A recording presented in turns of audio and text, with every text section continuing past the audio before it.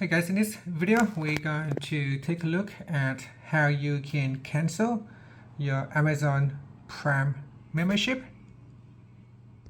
Now first, on your Amazon webpage, you want to go to your account. So you can click on the menu button and then we go down, and in here go down and click on your account. So we go down the menu and click on your account. Next, in here, click on Prime.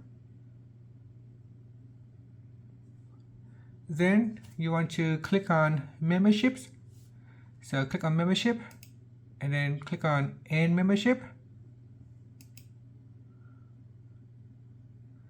Next, in here, we go down and then tap on, click on continue to cancel. And then it said here, cancel today. So you want to click on cancel today and you get your money refunded if you have just registered recently.